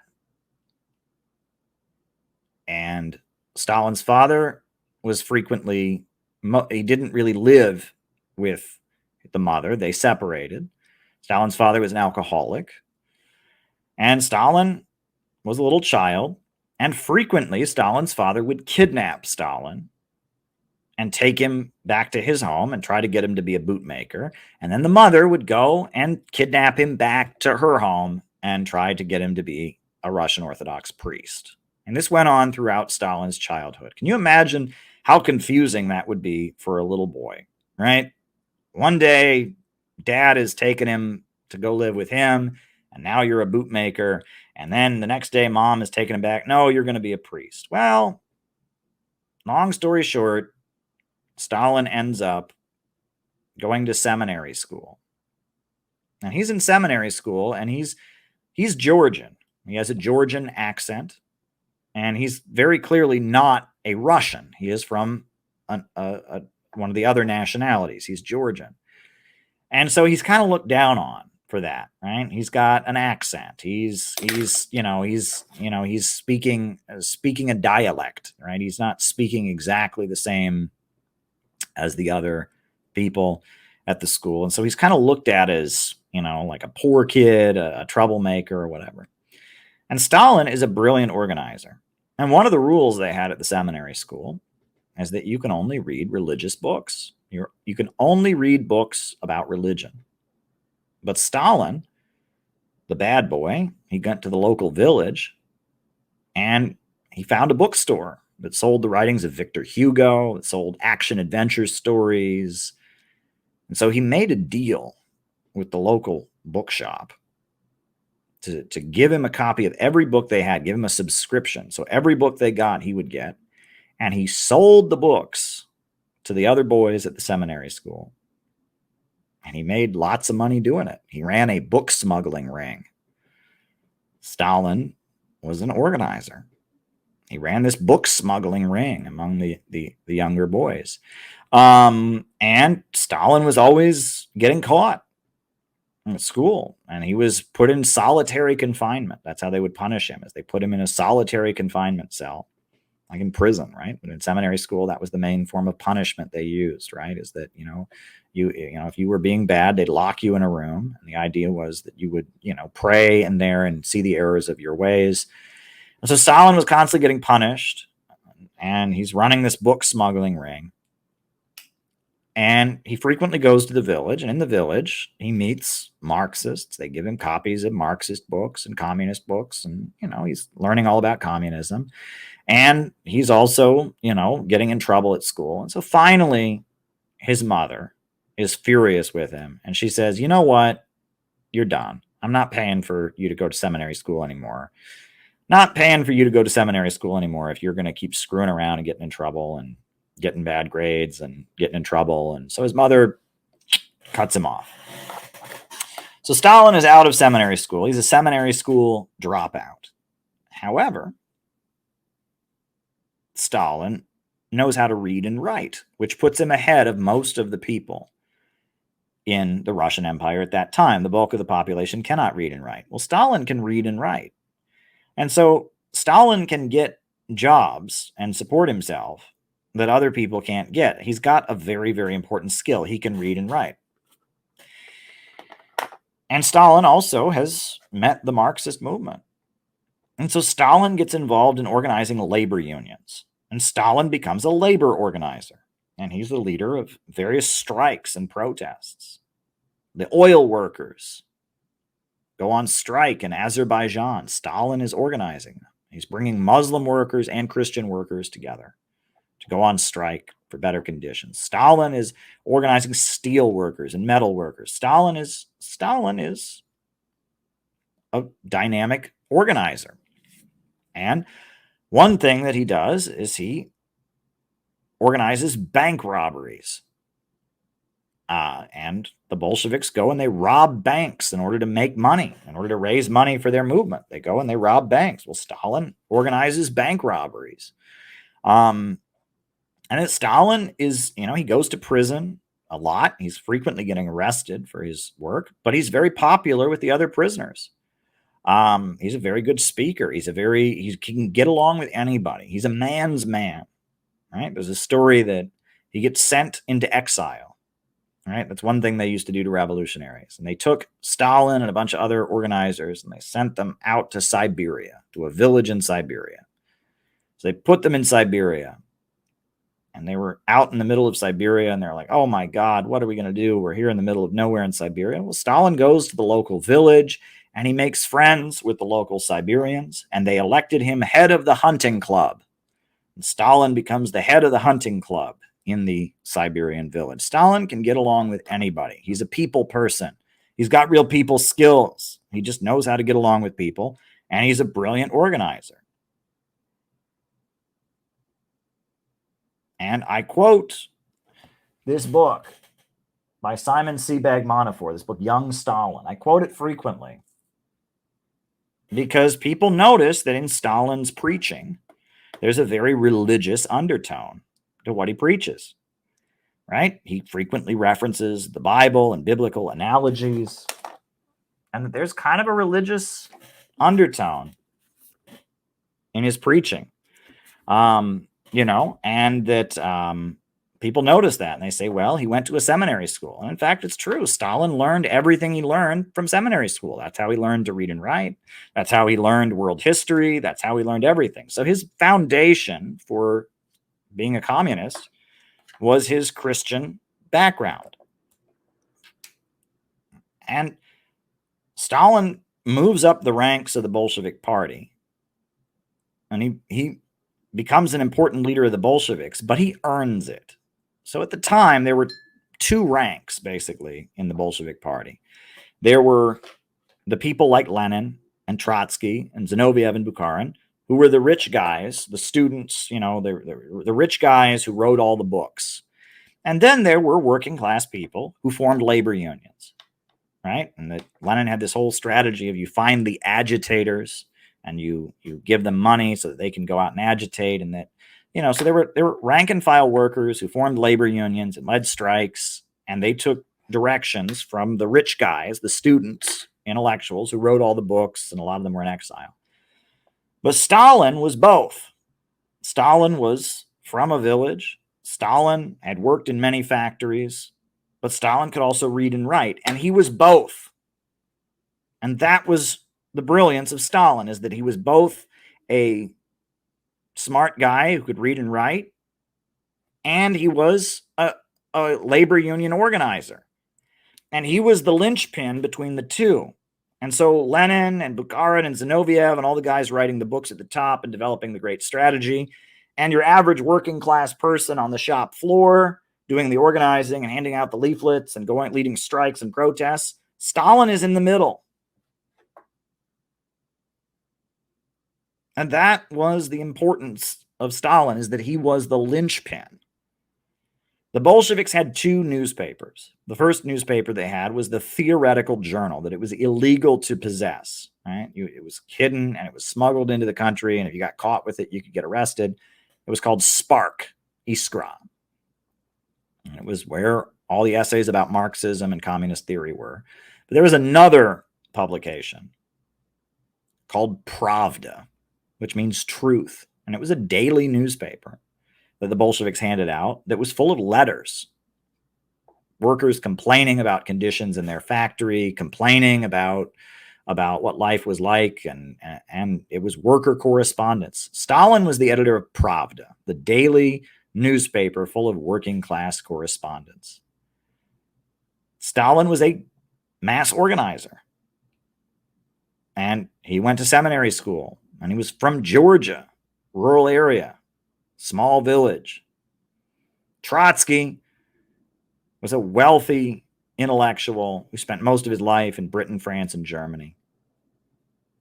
These two guys couldn't be further from each other, Stalin and Trotsky. And they represented two very different things. Stalin represented the bulk of the people of the Russian Empire, the poor people who wanted jobs and education and development and lived in a civilization that was defined by the Russian Orthodox Church. Trotsky represented intellectuals, smart people, rich people who believed in communist ideals, rejected religion, wanted to create heaven on earth, right? And were in awe of the West, right? The West was the best as far as Trotsky was concerned. His theory of permanent revolution said communism only matters when it gets to the West.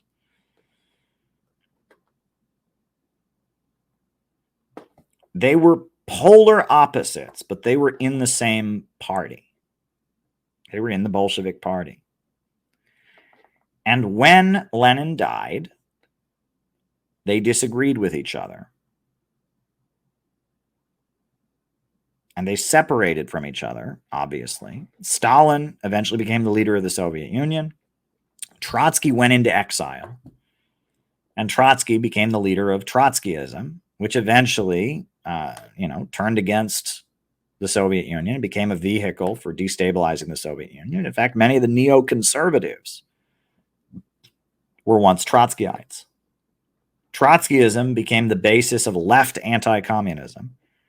Stalin, on the other hand, took the Soviet Union in a more conservative direction.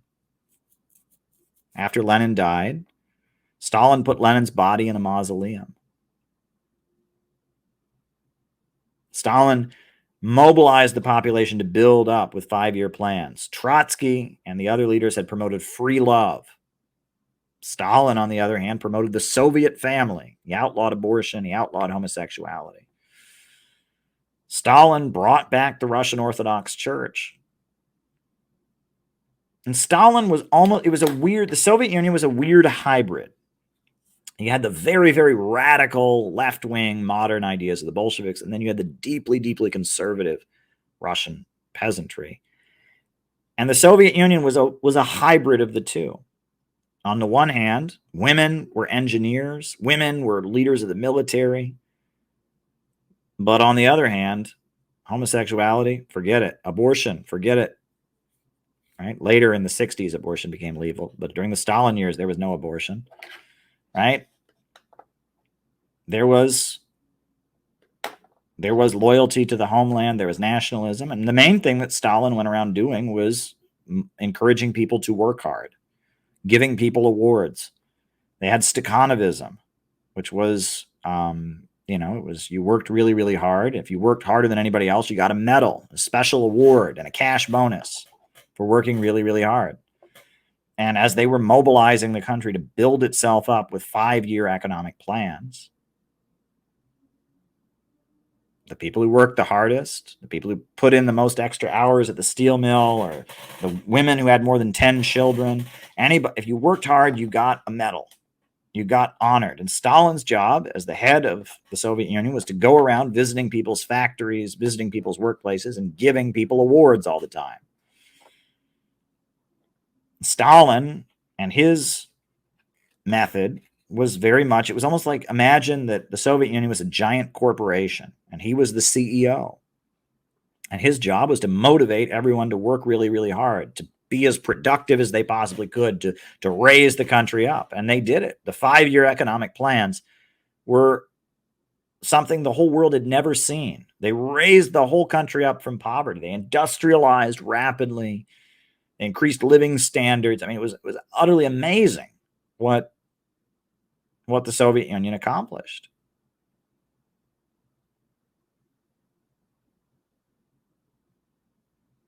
Trotsky, on the other hand, he rejected Stalin's theory of socialism in one country. And he continued his theory of permanent revolution. And Trotsky built an anti-Soviet movement, left anti-communism. Right? Trotskyism was a way to be a communist but oppose the Soviet Union. And all of this leads me back to Christianity.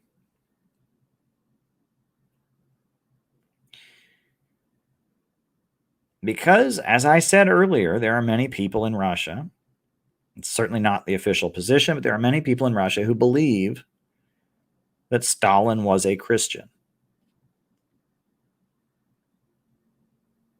And it's very clear that when Lenin built his party of new type, he took communism one step out of Europe, one step toward the East. Stalin took it yet another step toward the East. Trotsky wanted to keep Marxism in the West, and he wanted to keep it attached to what we call the left, the movement of rebellion that comes out of the French Revolution. The words left and right come out of the French Revolution. The National Assembly was formed after the French Revolution, and the people that were still loyal to the king sat on the right, and the people that were more radical, the Jacobins, they sat on the left. And Stalin took socialism and Marxism in a more and more conservative place. And he took it out of Europe. Lenin already, with his theory of imperialism, took it out of Europe. Trotsky wanted to take Marxism back to Europe.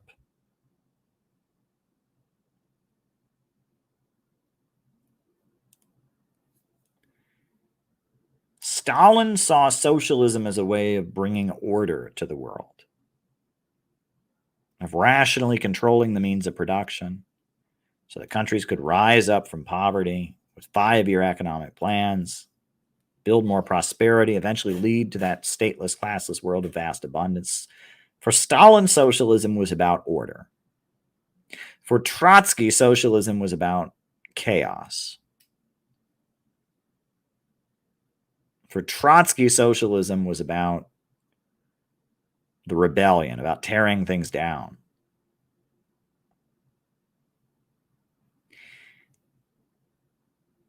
And I would argue that the belief, these pictures that we see that don't make any sense to us in the West, they make sense in a way, in the same way that the rise of Confucius, as well as the rise of neo-Maoism in China makes sense. Confucius and Mao were polar opposites. Mao wanted to abolish Confucianism. He had kids rise up against their parents, the Red Guards, revolt. Confucius said everyone has their place and you got to learn your place, filial piety, etc. So why are Mao and Confucius next to each other in modern day China? For the same reason that Stalin is in Orthodox churches. Stalin and the Russian Orthodox Church are both part of Russia's unique identity that is not Western. In the West, we love capitalism. We believe in the free market. We believe in individualism and greed is good. And in the West, we also are all about social liberalism. Do your own thing. You have no obligation to anybody else. Fuck everybody else. You have no obligation to your family. You have no obligation to your community. Fuck everybody else. Well, in the East, they seem to be all about communism to some degree. I mean, Russia is no longer led by communists, but the Soviet Union is a big part of their history. The Soviet Union industrialized them. China, they're certainly all about communism, but they've changed the communism. They believe in the market, etc. And in the East, they're all about family. And they're all about community values and obligation to your community. Serve the people. And Mao and Confucius both have a non-Western streak to them. Mao articulated it in the name of communism, live for the people, die for the people. Confucius articulated it in expressing belief in natural hierarchies, etc. And the Russian Orthodox Church and Stalin both have a streak of non-Western identity to them, right? Both of them were saying live for your country, live for the sake of others, fight for your homeland, follow the teachings of Jesus, live for the goals of building up a modern country with socialism. They were both collectivists. The Russian Orthodox Church and Stalin are both collectivists. Confucius and Mao are both collectivists. And they are in rejection of the culture and economic system that is coming out of the West, which is radical individualism, atomization, and breaking down of all sense of loyalty that people have to each other. And this is where Dugin and the fourth political theory gets important, because they are very astute observations. Capitalism and the imperialist Western societies that have emerged as a result of it have taken the philosophy of liberalism to very extreme conclusions.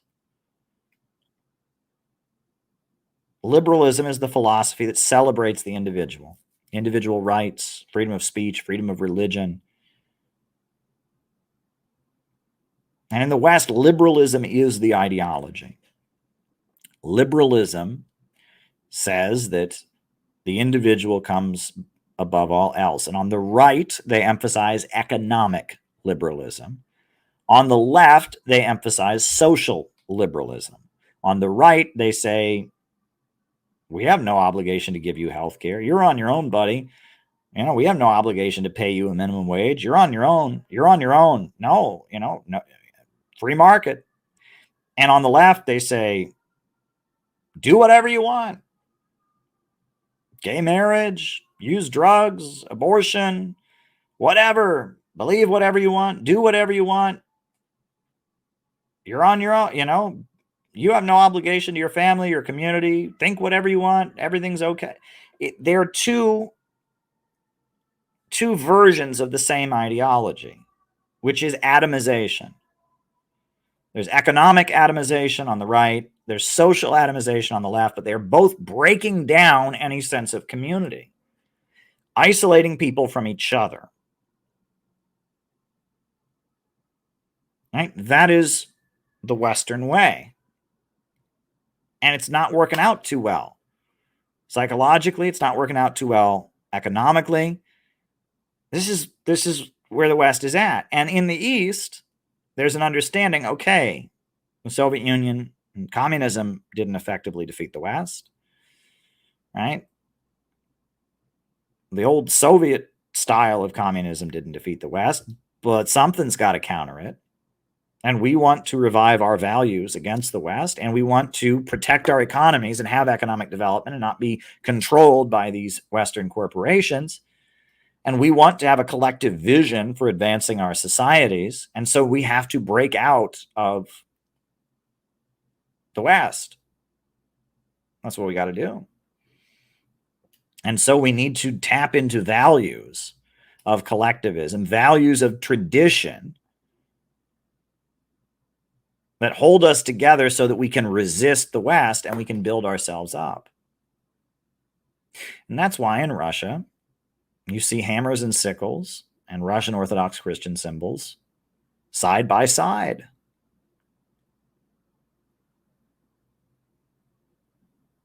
Just like you see Mao and Confucius side by side in China.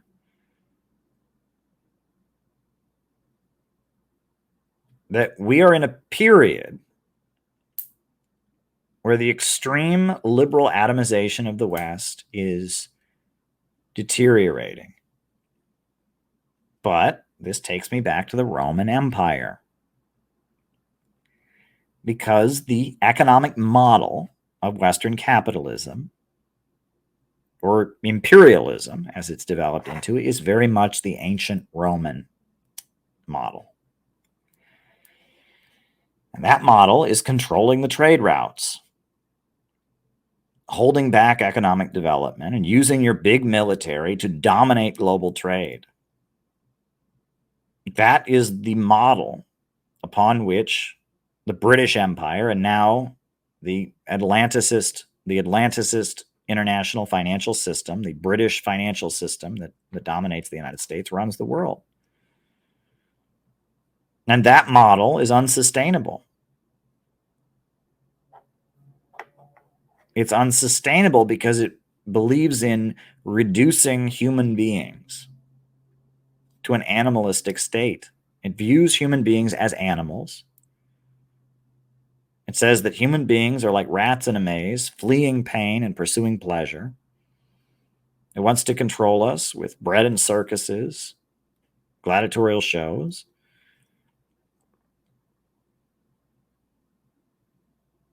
And it's leaving a lot of people in a very, very empty place where they don't know what to believe in.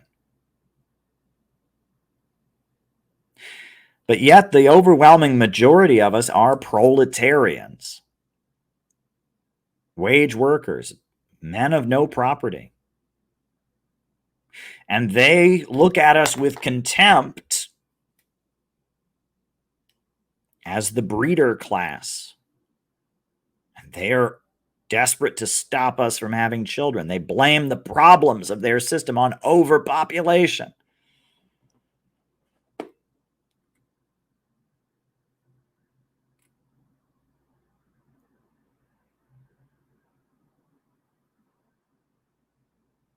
And the root of the economic crisis we're in is exactly what Marx talked about. Technology reducing the role of the worker at the assembly line. More goods being produced, but people not being able to buy them. The problem of overproduction, the tendency of the falling rate of profits, all this stuff that Marx wrote about technology leading to greater poverty, about the irrationality of a system where greater economic advancement leads to greater poverty. All of this is coming back with a vengeance.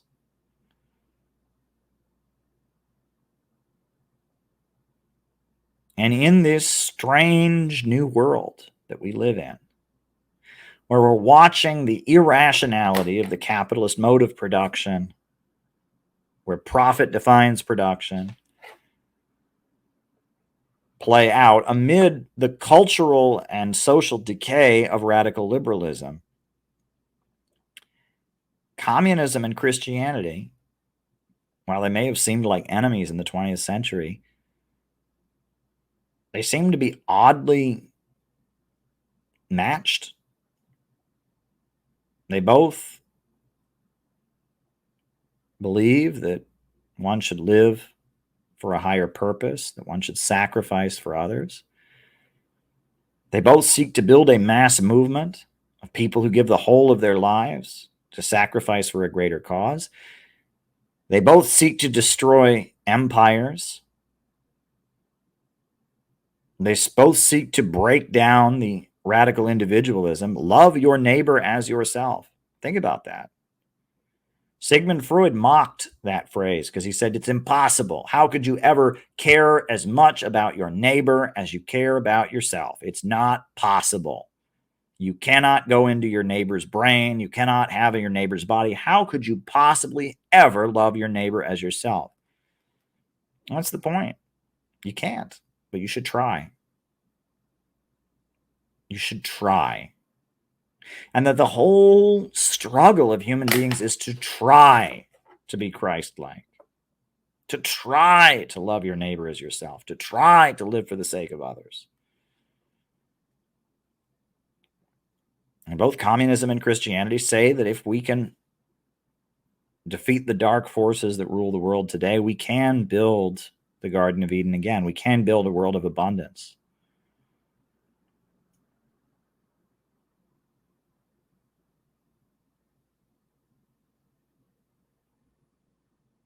And that the leaves on the tree of life shall be for the healing of nations, and that there shall be no more curse. The curse shall be lifted. And what I'm telling you when I talk about Stalin and Trotsky and Christianity and the Roman Empire is that we are living in very, very important times. Times where things take on very different roles and meanings than they have taken in the past.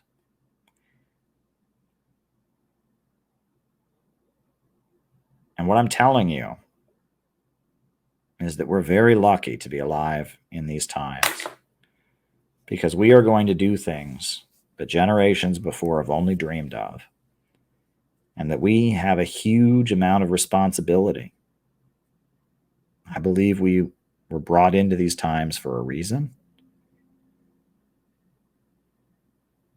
and I believe it's a great honor that we've been brought into these times, and I believe we have a task to carry out. And I would like to see that task achieved as successfully as possible.